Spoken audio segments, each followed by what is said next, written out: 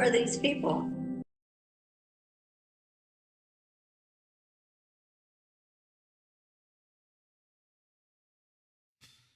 Oh, I don't know what's going on with that. Hi, everybody. It's Sunday night. It's How Do We Miss That? But wait a minute. What is this? What is this? This looks like Jack Skellington almost. But no, this is Formal Indy. And Formal Reef. Look, he's wearing a tux, everybody. I got Reef over here, and he's wearing a tux, and I'm wearing a tux. And now I kind of... So, you know, we've been working on something. I even have... Go ahead. I even have my champanga banga. Champagne banga. My champanga banga. Hey, everybody. Yeah, this is a little different tonight, right? Like, I decided to try to do something different and get a little fancy and formal for the awards and dress up. So I can't really dress up. I'm not wearing a suit. I am wearing pants. Pants check. Pants, yes. But we are wearing tuxedos. So... yeah, tonight is a very special. How do we miss that? It's the Indie Media Awards, 3rd annual. Oh my goodness! I promised myself I wasn't going to do this.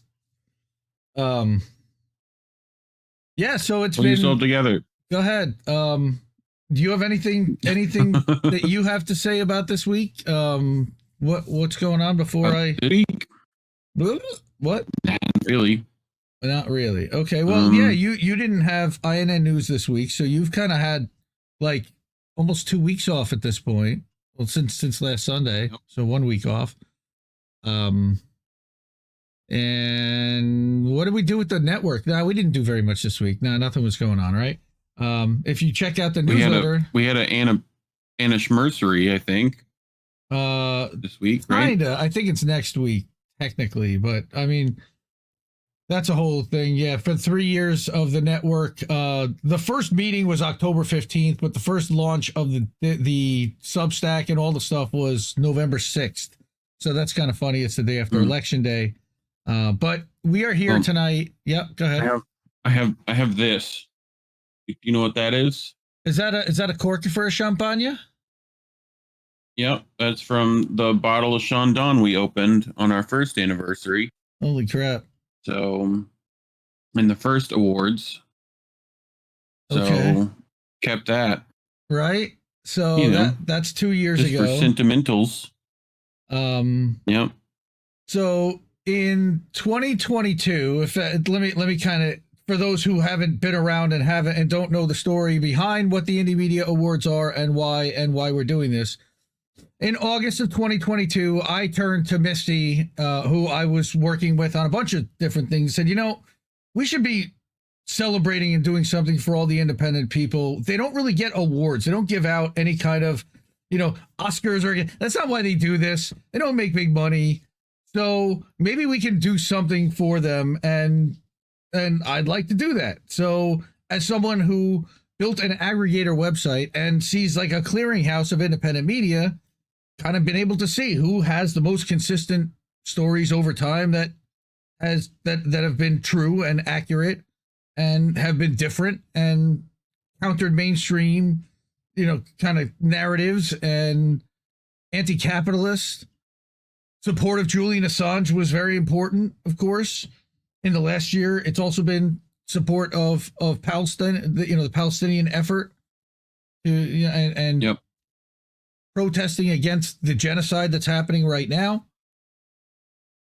So these are brave, outspoken, many times censored journalists and creators. This group of independents also goes often unrecognized in an ocean of media across a multitude of platforms and formats. They rarely get the big payout. That's not why they're doing this. But we can at the very least give a big thank you and show a small token of our appreciation for their work. And again, this is not to slight anyone, all right? These are people that there are dozens of others that we could have potentially chosen. There were some that it was pretty much right down to the end, what was going to do. But these are the people in the organizations whose content we have most consistently featured and have appeared in the content that we've shared on our shows and produced over the last 3 years that INN has existed. And even before that, since How Do We Miss That?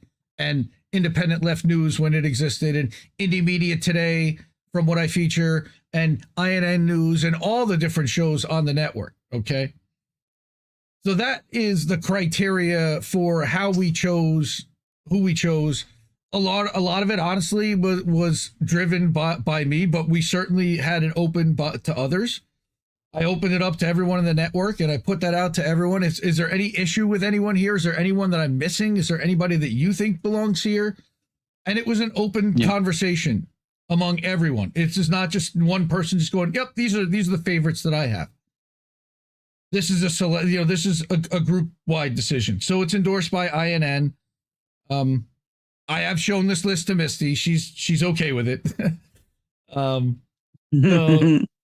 So the class of 2024 is a little smaller than the last two. The initial class, the inaugural class, had 38 honorees, and then last year it was 30. This year we've got 19 members, which is 9 journalists, and we've got 3 live streamers and podcasters and 5 outlets that we're featuring, and 3 activists / special honorees. And you guys are gonna understand when we show who the special honorees are. All right. So we've been working, I'm sure many of you know, the QR codes up there right now are to support independent media with the Zago brothers, and they created the independent art that you see, that you've already started to see across Twitter and across thumbnails, across the entire Indie Media Awards website already. So before we get started, I just wanted to put that up. So if we still do owe Lucio a couple of $100, well worth it. We really appreciate everything that everybody's given. If you can't give, that's totally understandable. We totally get it. Please share this show, share the Indie Media Awards Substack, share INN newsletter, share all of our content, please. That's how you can help us if you can't contribute. But if you can, those QR codes are the best way to do it. That goes to our Ko-fi, the darker one, and the light one on the side now goes to our Cash App, and that goes right to our bank basically within a couple days with no fees. So we like Cash App. So hook us up there if you're able to, and you have the means, and you can see that in the scrolling ticker as well. But support independent media. We need it more than ever. All right. So are you ready? I mean, you've looked at it for a while, but nobody else really has. We'll start by going to the Indie Media Awards website, and I'll close my notifications. But before we do that, let me share my screen with Mr. Reef so that he sees what I'm seeing. And action. Okay. So he's got that. And if I'm going to play any sound, let me make sure that the sound is on to Mr. Reef, which it is. Perfect. All right. Let's hit it. Yay. All right. So for those who haven't been there, this is the indiemediaawards.substack.com website. The announcement about who we're featuring and what we're doing. I think we might have played this at the end of last Sunday's show.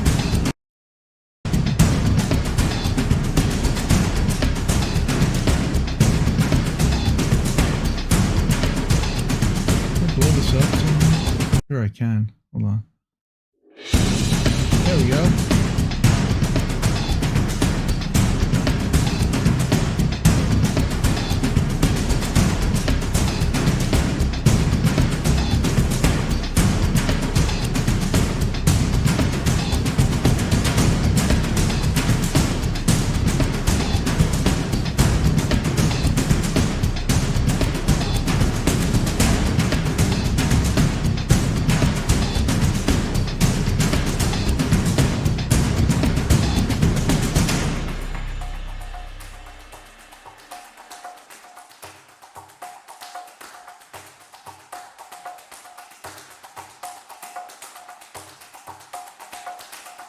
All right, so we put that little teaser together. We sent that out to everyone. So if you subscribed, you would have gotten that. So this is the new page that has been published tonight, featuring all of the 2024 Indie Media honorees, complete list. So I'll blow this up a little bit, and you'll be able to see all of the Zago brothers illustrations all in one, but we're going to go through and look at each one of these individual pages and who they're featured, talk about them a little bit, and have some fun. And then we're going to go into some of the older ones, see how long we go on that. And I've actually got some stories from some of the people featured here and in other older previous classes, like Consortium News. Holy crap. But I don't want to focus on that. I want to focus on the class of 2024. All right. So first we've got the journalists. All right. So the first journalist on the list is Chris Hedges. Everybody knows who Chris Hedges is. Pulitzer Prize winning journalist. Okay. Now on each one of these pages, it features the Zago illustration on like a nice little card, as well as all of the links to support and find all of their work. Okay. That's Spotify. That is, if they're on Substack, a link on every page to the Zago brothers. Okay. And so this is Chris.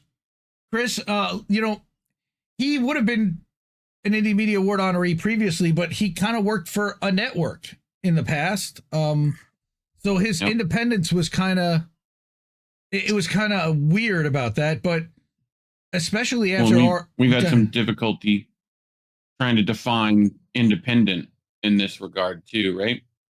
Absolutely. Like, government funding, that kind of stuff might, if you don't see certain people, that might be why. Yep. Not that they don't do good work, but right. For us, we've been trying to go solely user funded as the, we try one of to the criteria, but try to. Yep. At least at the time that they were nominated, that they were given their award. Sometimes they go work for a campaign, also unaffiliated with any political campaign. Sometimes, occasionally, they may go work for one afterwards. We've seen that happen now. We're trying to figure out how to handle all that. Honestly, it's kind of still a work in progress. It's only the third year, and these still are great journalists either way. So we got Chris Hedges. Again, Chris Hedges kind of needs no introduction, but he worked for the New York Times. He's written books, but he was famously, he had an RT show that was canceled when the sanctions happened in March of 2022 with the strategic military operation that happened in Ukraine. Then he signed on with the Real News Network, I believe, and he had a show over there. And we wanted to see kind of what happened there. And he then went off on his own. And we're like, well, now for sure, he's as independent as it gets. So he certainly belongs up there. So I felt like Chris certainly had earned it, of course, by far. And so he definitely belongs as an independent. Next one, funny enough, has been in the news recently, and you might have seen this guy. His name is Asa Winslow. He writes for the Electronic Intifada. He's written for several other publications, and he was arrested, or not arrested, actually. I want to get it technically correct. His door was knocked on by the UK counterterrorism police.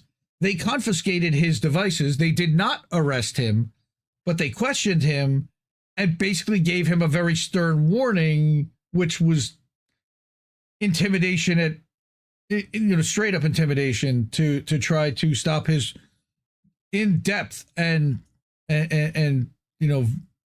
incredible reporting on Palestine. His main Substack is Palestine is the Issue. So he writes both with the Electronic Intifada as well as for his own Substack. Again, Palestine is still the issue. So that's why all these journalists, a lot of these journalists you'll find this year have been outspoken in their support of Palestinian people, because there aren't many, and it takes a lot of courage, honestly, to do that, because it's the right thing, and because it's unpopular, and because it's getting a lot of people canceled, and it's getting a lot of people unfollowed and unsubscribed, and revenue is being lost from subscribe. We're seeing a lot of things happening and a lot of shift. And Asa Winslow is right in the heart of it. And so I felt like he was absolutely, and that was before all of this had happened with the UK police. I had provided a list to Zago in the middle of August on who I wanted to see on this list and who we were considering to have illustrations made. So he was well in consideration in the running long before any of that had happened because he's been doing the work for a long time. So again, he's also on Twitter, Instagram. I included it wherever I could, the Muck Rack bio. Muck Rack is a really good website, incredible resource. They figure out how to... It's a Pokemon, very clearly. They figure out... is a Pokemon. Well, maybe. But they figure out how to scrape all of the websites that they publish, that these journalists publish on, and they provide kind of like a running tally of all their articles, regardless of publication. And they do a pretty good damn job, I got to say. So that's why I include their Muckrack bio, even though that's a third-party website. It's independent, and I appreciate the work that they do. So next, after Asa Winstanley, is Asa Winstanley's boss at the Electronic Intifada, Ali Abunimah. Right? Another guy you might have heard of. He's been around a long time. Chicago activist. He's been around since the 90s fighting for Palestine. All right. And when Asa's devices were taken, it was Ali that wrote the article or that wrote the piece that was letting the world know what had happened. Wow. So we've got Ali Abunimah again. Electronicintifada.org is the website he publishes at. But we've also got his Twitter account, his Instagram, which I think might even be private. I don't remember. I tried to find every link that I could, just by searching them and by kind of following the breadcrumbs in the links and the descriptions on some of the videos that they're in, etc. But Ali Abunimah has been doing outstanding work for years and years and years, and certainly deserving of an Indie Media Award because Electronic Intifada is independent. Another journalist who has been doing incredible work and has been featured often. One I've been pulling frequently, frequently on INN News is Robert Inlakesh, okay, who he publishes for Mint Press. He's also a member of The Last American Vagabond, who's Indie Media Award honoree as well. So, that's so we can support Robert's work. Robert is over on Twitter. There's his Muckrack bio. He also has a Substack, but hasn't published there for a while. Coming to a Substack newsletter near you. She didn't set one up yet, but I think that we had a couple more defectors from corporate media this week. But yeah, Robert, you can track him over there. But I would follow him on Twitter. That's where he's doing his best work. But also on mintpressnews.com, another Indie Media Award honoree. He writes for some of the journalists that write for some of the best outlets. So it makes a lot of sense that they all kind of work and run together. Okay. So next we've got Andy Worthington. Wow. You want to talk about Andy Worthington, my friend. No, a fighter for Julian Assange, a fighter for the prisoners at Gitmo to be freed. Yes. Andy is an amazing freelance investigative journalist. He's author of the Guantanamo Files. He's created documentaries about what's going on down at Guantanamo and how they've treated the detainees that are still not convicted of any crime or even being tried, by the way. Yep. Misty's had him. I've had his stuff on. Oh, yeah. Good stuff. Yep. CloseGuantanamo.org is Andy's website. All right. He's on Twitter. He's on Instagram, YouTube. You can follow him on all these different places. Andy Worthington, amazing work. Definitely give him a follow. He's fighting a fight that few are fighting. So I give a ton of credit to guys like that. And this is thankless. This is totally thankless. All he does is get grief for this from certain circles. From us, he gets praise, but that doesn't make him any. What is it? He's fighting, and nobody else is really fighting for them like Andy is, and I appreciate that. And he's got other members of Close Guantanamo. He's not the only member, thankfully, but so glad he's out there and doing that. So We've also got, it's kind of funny, Matt Canard. A lot of people know Matt Canard through Declassified, but Matt has also been writing on his own. He's been publishing to his own Substack some of the older interviews that he had conducted prior to founding Declassified. I've also seen him on a different YouTube channel besides Declassified. I'm not sure if they're affiliated yet. I think it's called like A Spec or A something, A Political. But Matt has been doing, wow. We featured a ton of Matt's work on How Do We Miss That over the last 3 years. He's been talking about the Israeli spy flight, the British spy flights and U.S. spy flights running out of Cyprus to support Israel's effort to bomb Gaza and Lebanon and everywhere else in the Middle East. Matt, again, another fighter for Julian Assange. He was standing outside the courthouse in London in February when they held the 2-day trial that we even covered on INN and on my other channel on Indie Left Media. Matt is one of the best there is. I mean, and he's tough. He asked really tough, good questions. An outstanding interviewer. So support Matt, Declassified. There's where you can find him. He's even on Threads. If they were on Threads, I tried to find every single place I could find them. And he's also written a book called The Racket. He's also written a book called The Racket, A Rogue Reporter versus the Empire, the American Empire. He worked for the Financial Times at one point. Wow. Yeah. Yep.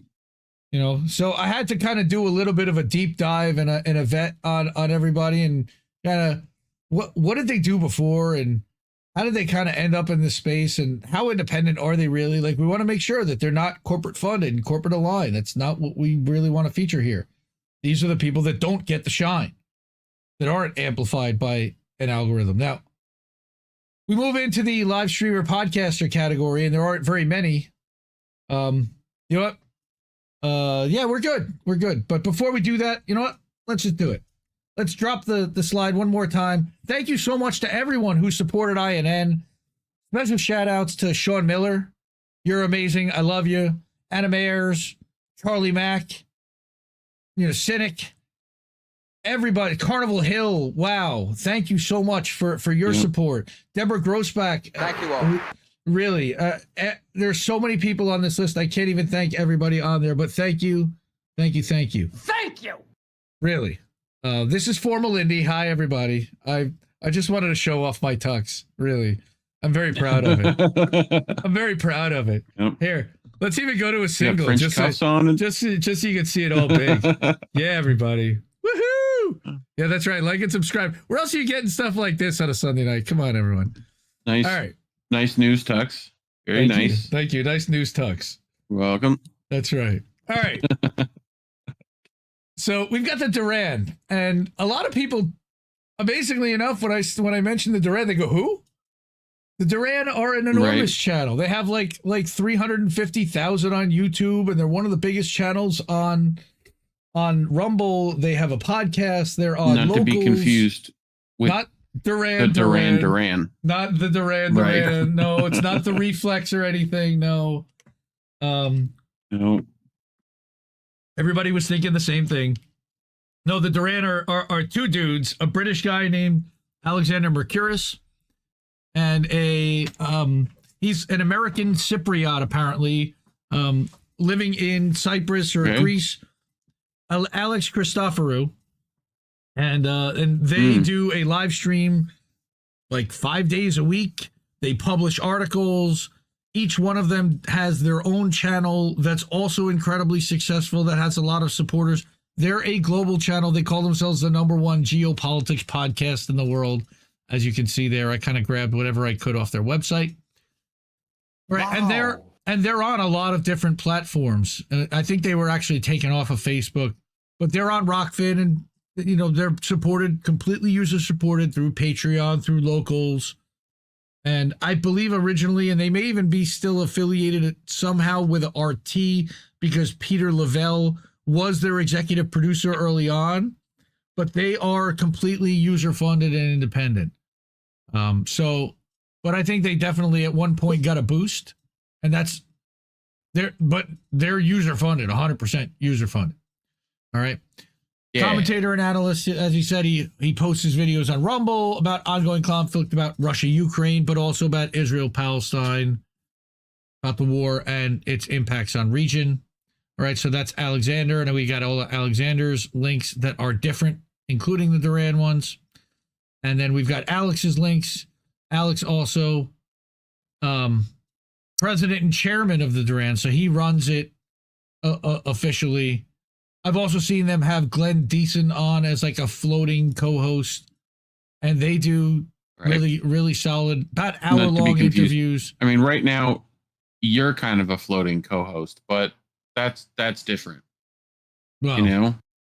Sort of. Like, you have no legs. I'm more like a Wally co-host. Eva. What? Where'd that come from? Eva. Oh, boy. Yeah, I knew you were going to pull that. All right. All right, we're doing that. Okay. So the next one is a special honoree. And I think that a lot of people here know who he is. I think he is currently out of prison. He was issued a ridiculous 6+ year sentence for whistleblowing, while the people he blew the whistle on are completely not in prison. I actually have the videos that he recorded about his story, which is like 20 minutes, and the why I'm in jail. We actually watched this on How Do We Miss That when we covered David's story back in June, and that has a Friendly Jordies segment in it also.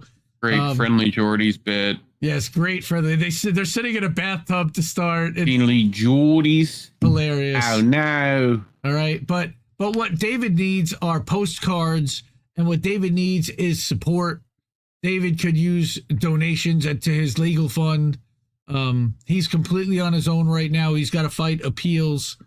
And again, he could use all of our help. He is a hero. He's a whistleblower, and he's Australian. And if you haven't seen his story, you can click right here and watch the videos on this page. Again, at the indiemediaawards.substack.com. And he's also got a link tree, linktr.ee/David McBride. So again, everybody who has met him, loved him. I think, were you on a Action for Assange with him, Reef? Am I correct? Somebody I know was on I think so. Somebody I know was on an A for Might not A have with been him. Maybe, I can't even remember who, and they didn't realize who they were Would have on. loved to, but They didn't even realize at the time who they were on the stream with. I'm like, did you even realize? And they were like, oh, no. Oh, my God. Wow. Yeah. So support David. Support whistleblowers. All right. Who do I have next? I may be a little bit out of order here. Yeah, I kind of wanted to save him for the end, but I had a feeling he was going to be next. I think everybody here has certainly heard of this guy. Julian? Yeah, that guy, the WikiLeaks guy. You know, a lot of what we do is about press freedom and printing what is inconvenient, and so many quotables and so many things are dedicated. So much time at this network and on this show has been dedicated to this man's case. Many of us did not think he was ever going to see the light of day. And holy shit. We covered the last 3 years of it, plus almost 4. And I remember watching Richard Medhurst, you know, cover from the Old Bailey every day live, run out and go to his hotel and report on what had happened during the day when Daniel Ellsberg testified and when all of these experts had testified, and then Gostola gets on, and we're watching person after person. I mean, an entire community developed out of supporting this man. He brought a journalist community together. to fight for press freedom. God,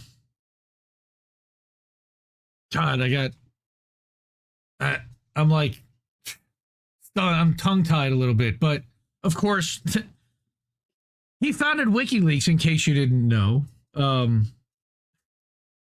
Why was he in prison? Reef, would you like to kind of tackle that?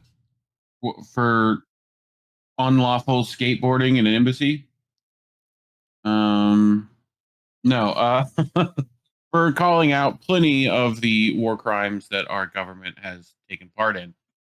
Between Vault 7, the double tap video, there's an entire list, So they couldn't have that. So they tried to get him for espionage and treason and all that fun stuff. So spent, 8 years in the Ecuadorian embassy, and then was in Belmarsh for how long was he in Belmarsh for? Almost 5. Do you remember? More than 5. Right. We April 11th was 5 years, and we thought he was going to celebrate his, I think, 53rd or 54th birthday on July 3rd in Belmarsh again. And surprisingly, at the end of June, all of a sudden, we saw him get on a plane and fly to the Mariana Islands and stand trial and plead guilty to journalism. And we heard him speak for the first Natalie time. Williams in chat, he called out DNC cheating, NSA spying, collateral murder. Founder of WikiLeaks, So, the best publisher in the world at the time. Never had to print a retraction. Never had to resend a story. Yep. Now there is still some of the WikiLeaks archive that is down, and I don't know exactly when or if that's ever, how that's going to get restored and what's going to happen now that he's out. But a couple of supposedly he had to delete a bunch of files, right? Right. But on September 30th, he actually spoke at the PACE hearing, which was the Council of Europe held a hearing and then a Q&A session for certain members to be able to ask Julian direct questions and hear him kind of answer off the cuff. And again, it was something to see. There were a lot of questions still to be asked. There's still a long way to go, but this was a lot further than any of us ever expected to be right now. And, the wonderful Jesse Jett, INN member, and he provided our intro show music tonight, the pre-show music, wrote a recent piece called The Win. And if I encourage any of you to go back and watch either of the last 2 episodes of live episodes of American Tradition where he performed it live. And it talks about that he couldn't necessarily feel the joy that everybody else did. While we're thrilled that he's out, there was a sacrifice that still had to be made, which we all kind of expected. We would have had to give up something, and he would have had to give up something. And it's unrealistic. Never let anyone take your joy from you. Oh, dude, don't even ruin this moment with that voice, please. That's that. Yeah. Yeah. But, yes, Jesse wrote Conviction, Winter in Belmarsh. And this was a follow-up. And kind of, he wrote it in the days following Julian getting on that plane and trying to capture his emotion during that moment and freeze that in time, which, again, I certainly appreciate. So damn, man.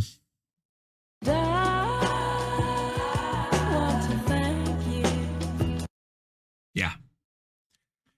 Well, I didn't want anyone to have to follow that, unfortunately, but we've got still a bunch more to go on this list because I messed up the order apparently. So now we're up to the outlets.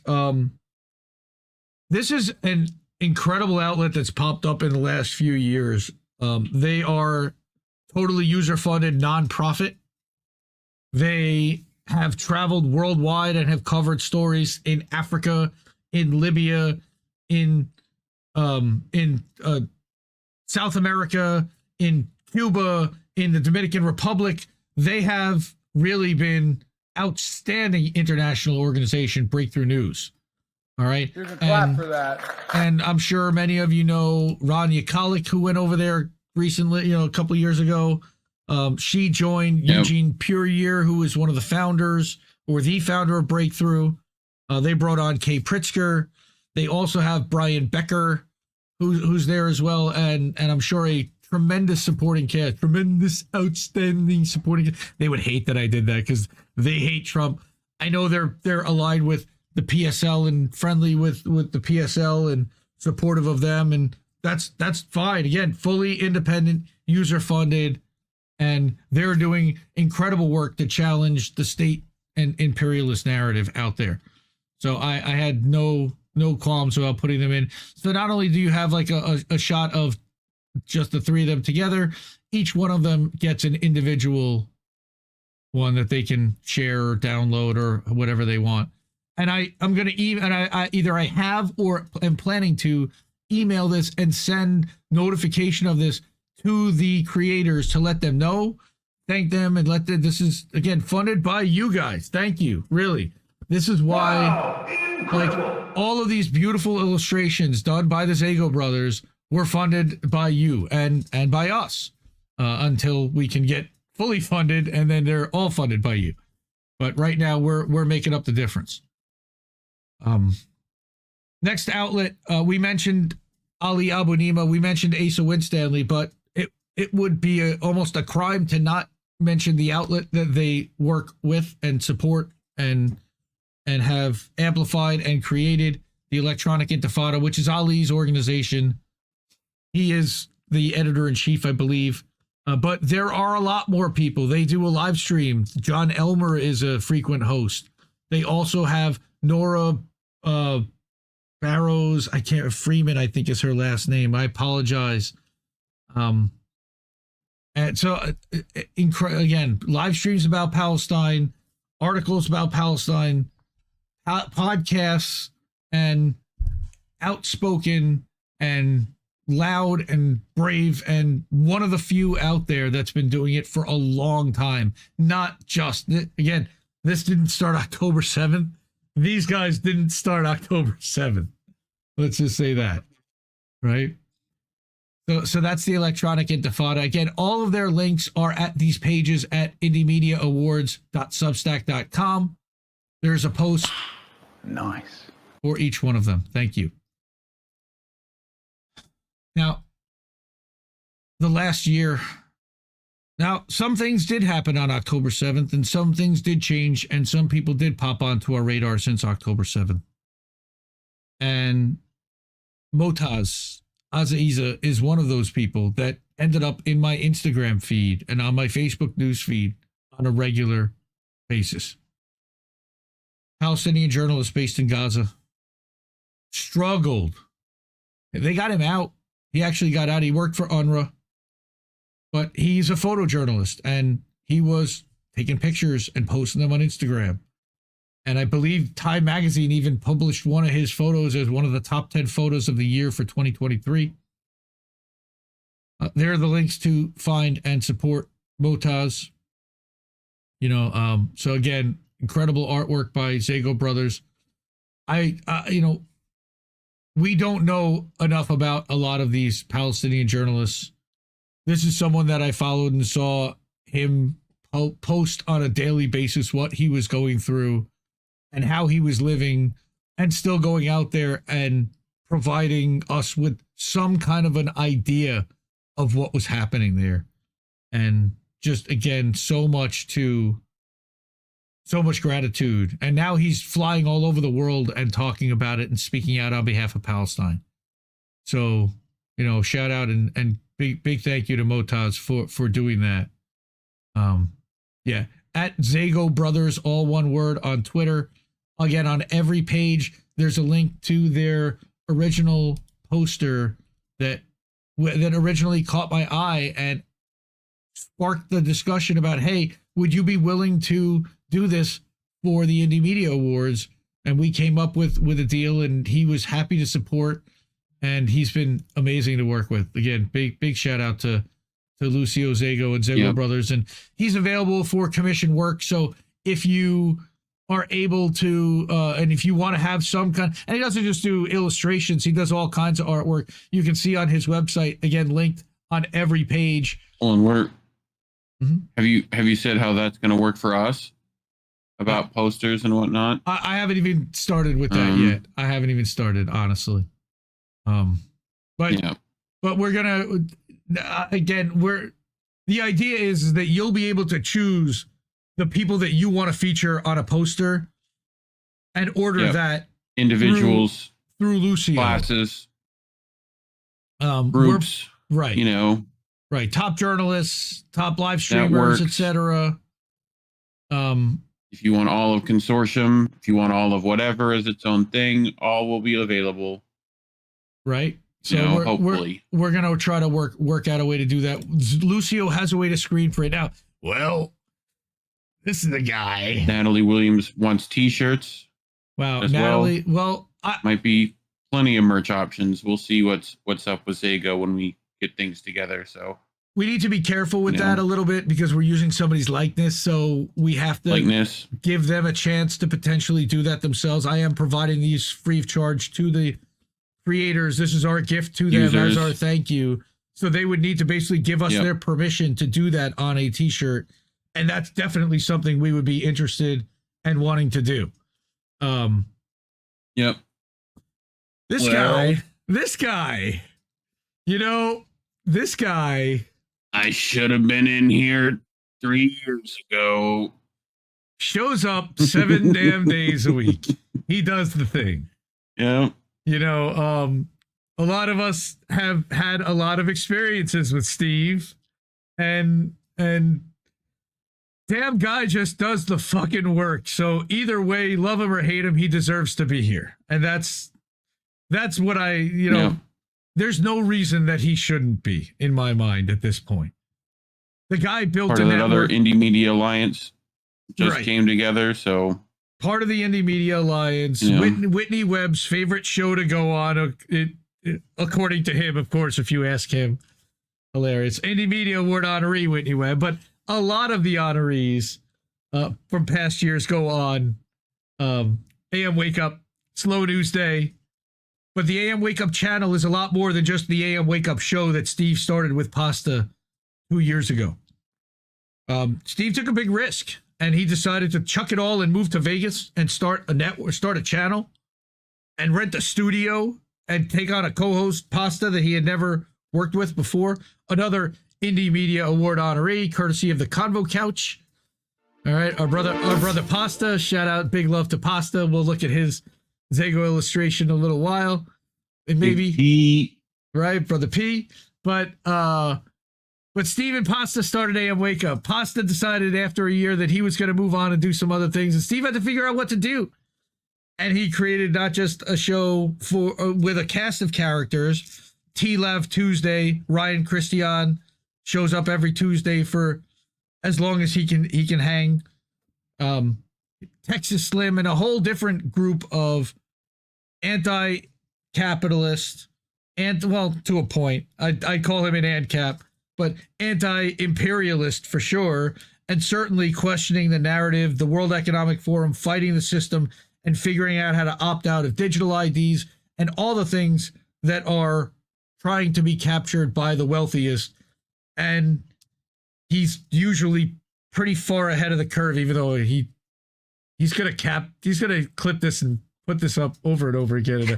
I fucking hate that you're gonna do that, but shit, man, you know you're Steve. You know you're ahead of the curve. Anyway. Make him have a weird voice or something. I don't know. Damn it. Do something fun with it. So we got all his links here for the AM Wake Up show.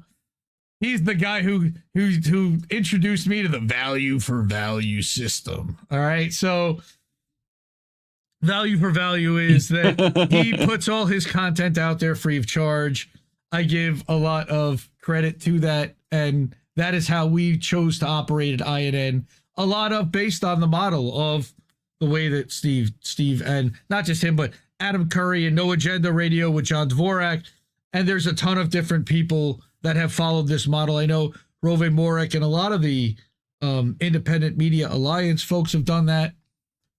And I just think that that's, you know, a crowd-funded, user-funded channel, a user-funded channel is the way to go, because we don't have to read. He likes to talk about how he doesn't have to read a bunch of promo codes or read a bunch of ads before the stream.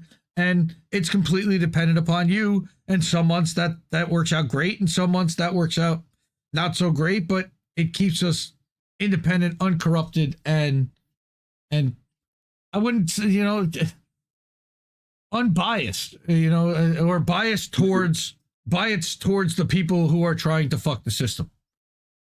And when you start going for the clicks or the money, it tends to cloud that judgment, we have found. Yep. So shout out and kudos to Steve and AM Wake Up. Give them a shout, give them a support if you don't know them already. A lot of you already do in chat. Another outlet that I have featured a lot in 2024. Big fan of, on How Do We Miss That in 2023, Council of State Media. They were originally founded by this guy named Ricky to report on UK politics. And then they started talking about UK politics with relation to Palestine, and they said basically, we're not going to stop until this is over, until they stop bombing kids. And then when that happens, they created a separate anti-imperialist newsletter specifically geared towards that, and they will push Council of State Media back towards UK politics. But even still, they've done incredible work to call out Tommy Robinson, for example, and a ton of other creators, a ton of other bad actors in the UK. We just did a story recently that Ricky wrote about a Israeli company that's charging rentals for wheelchairs. And that's our friend Ricky over, and he's over on Substack, councilstatemedia.uk. And I have been connected with him for, I'm guessing about 2 years now, and outstanding work, consistent, and started with a big Facebook page, migrated that over to this platform over here, and has had his Facebook visibility deboosted and reduced. And thank goodness that he's got this newsletter and this reach, because without it, you know, we're dependent on these algorithms. So again, that's why we're big encouragers of people to start their own newsletter. Right. We've got a couple more. So we've got Normal Island News is one of my personal favorites in the last year or two. The snarkiest, and she likes to call herself the UK's second most reliable news source after GBB's. But it's all parody. She writes everything incredibly tongue-in-cheek, and I giggle and I snicker at the most horrible shit you can imagine, because she somehow finds a way to make it funny. Kudos to her. I put her right up on a pedestal up there, honestly, with a Caitlin Johnstone. She's that good. Most people don't know who she is or are not following her. Laura Kay, Normal Island News. Give them a follow. They're also somehow connected with Council of State Media and Ricky. Laura also had a baby in the last year. She announced publicly in her Substack, so congratulations to that. Congratulations. Right? So that's funny. Natalie Williams, that's a high compliment. Normal Island News is Misty's UK sarcasm Stardust twin.